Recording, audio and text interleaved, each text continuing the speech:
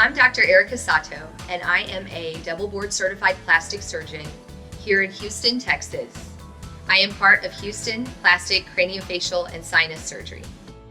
So most of you guys know that I return my own emails, so I know that I get the most inquiries about Brazilian butt lift, that everybody's always very curious about this procedure and if they're a good candidate for it.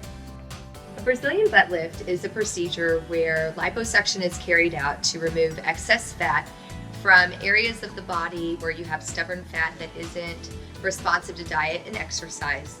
And then that fat is filtered and purified, and we inject it into the buttocks and hips to give more of a projected round, maybe upside down heart look.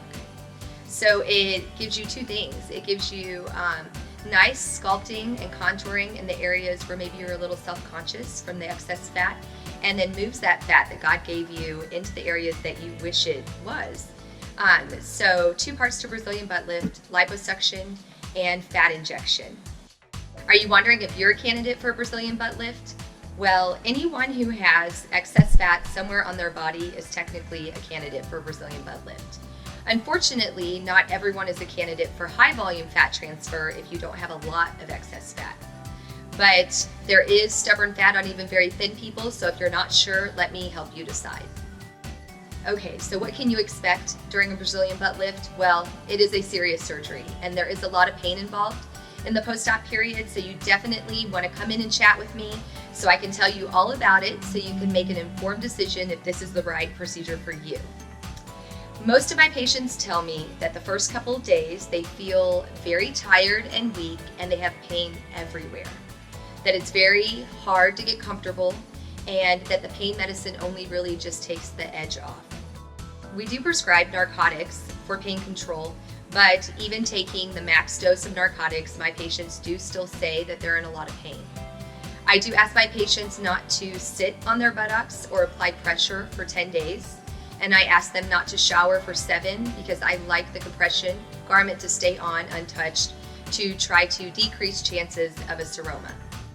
Everyone's wondering, when will they look sexy after a Brazilian butt lift? Well, that takes about 6 to 8 weeks because you're very swollen in the areas of liposuction, and you also tend to gain some weight, about 10 pounds or so of water weight gain after surgery.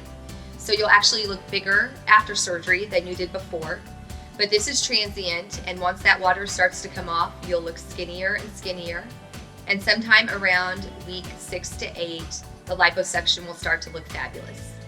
You see a lot on the internet, patients saying that their butt is shrinking after a Brazilian butt lift and that they were very happy immediately post-op, and then a few months later they feel like there's no change in their buttocks. So this is very important with the Brazilian butt lift. The fat that is transferred to the buttocks and hips does not all survive. We know that about 30 to 50% of the fat transferred does go away over 3 to 6 months after surgery. That means that your butt and hips will be the biggest they're going to be immediately post-op and will shrink. The final size of the butt and hips occurs at about 3 months after surgery if there is no weight loss or weight gain during that time. A very common question that I get when patients come in to talk about a Brazilian butt lift is, where are the scars and are they noticeable? So anytime that you have liposuction, you're going to have a scar.